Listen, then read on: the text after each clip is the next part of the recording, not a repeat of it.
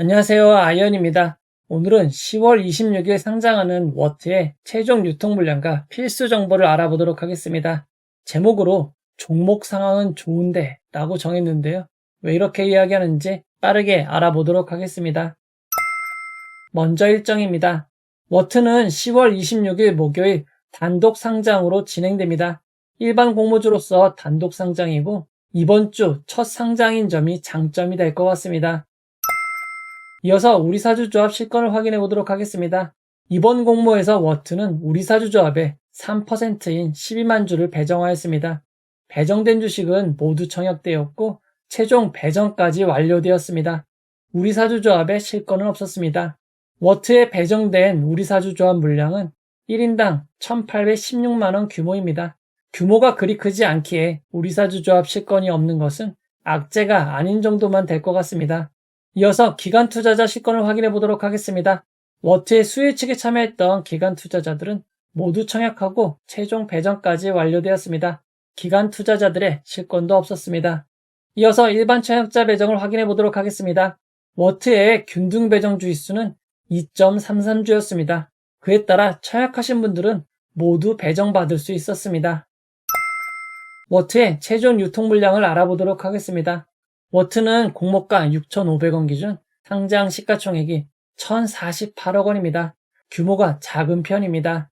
2023년 6월 말 이후 상장한 종목들 최종 시가총액과 비교해보면 워트의 시가총액은 큐리옥스 바이오 시스템즈와 IMT 4위가 됩니다. 워트의 시가총액은 작은 편이라고 할 수 있습니다. 워트의 수혜측 당시 기관 투자자들의 의무보유 확약 신청은 수량 기준 10.06%였지만 평균보다 월등히 높은 418.88%가 의무보유 확약에 배정되었습니다. 그 결과 최종 의무보유 확약 배정 비율은 높은 편인 42.14%가 되었습니다. 워트의 기간별 의무보유 확약 배정 비율을 살펴보면 6개월과 15일은 없고 3개월이 37.9%, 1개월이 4.23%입니다. 장기인 3개월 비율이 압도적으로 높기에 워트의 의무보유 확약 최종 배정은 질적으로나 양적으로나 좋은 편이라고 할 수 있습니다. 의무보유 확약이 배정됨에 따라 워트의 유통 가능 비율은 33.93%에서 큰 폭으로 낮아진 26.4%가 되었습니다. 시가총액을 반영한 상장의 유통 가능 금액은 277억 원입니다. 이어서 주체별 유통 물량을 알아보도록 하겠습니다. 워트의 상장일 최종 주체별 유통 물량 비율을 살펴보면 기존 주주가 37.36%, 일반 청약자가 23.49%, 국내 기관이 38.21%, 해외 기관이 0.94%입니다. 매도 타이밍이 빠른 해외 기관이 0.93%밖에 되지 않기에 상장에 큰 영향을 주진 못할 것 같습니다. 워트의 상장에 매각할 수 있는 기존 주주 비율이 37.36%로 약 3분의 1보다 많습니다. 다만 규모가 그리 크지 않게 금액으로는 103억 원 정도입니다. 워트의 상장일 매각 가능한 주주들을 살펴보면 단순히 기존 발행 주식 중 유통 가능 주식이라고만 표기해 두었습니다. 상장일 매각 가능한 주주를 찾기 위해 투자 설명서를 모두 찾아본 결과 전 직원이었던 1명의 주주와 2명의 소액 주주, 그리고 기타 주주로 구성된 것을 확인할 수 있었습니다. 워트의 상장일 매각 가능한 주주들은 일반 분들은 아니고 회사와 관련이 있었던 분으로 볼 수 있을 것 같습니다. 워트는 임직원분들에게 주식 매수 선택권, 스톡 옵션을 부여하지 않았습니다. 그리고 상장 이후 보통주로 전환될 수 있는 우선주, 전환사채, 신주인수권 부사채는 없습니다. 워트의 상장인 유통 물량을 2023년 상장한 종목들의 유통 물량과 비교해보면 금양 그린파워, 프로테움텍보다 조금 더 많고 모니터랩, 스마트레이더 시스템보다는 조금 적은 유통 물량입니다. 2023년 6월 말 이후 상장 종목 유통 물량과 비교해보면 오픈롤과 스마트레이더 시스템 사이인 것을 알 수 있습니다. 상장일 유통 물량은 적은 편이라고 할 수 있습니다. 워트의 상장일 주가 범위를 알아보도록 하겠습니다. 상장일 워트는 공모가 6,500원이 기준 가격이 되고 상한가 400%는 26,000원, 하한가 60%는 3,900원입니다. 하루 종일 3,900원에서 26,000원 사이에 주가를 기록할 수 있습니다. 청약하신 분들을 위해서 최상의 결과만 있기를 바라도록 하겠습니다. 이제 결론을 내려보도록 하겠습니다. 최근 청약이 너무 많아 증권사를 혼돈하실 수 있습니다. 워트의 청약은 키움증권으로 진행되었습니다. 청약 당일 키움증권을 확인하시면 됩니다. 이번 청약에 최종 배정되신 분들이 21만 4,245명입니다. 이전 청약이었던 꿈비의 14만 1,227명보다 많은 수준입니다. 하지만 키움증권은 대형 증권사입니다. 이 정도 청약자가 더 많다고 큰 문제가 생기진 않을 것 같습니다.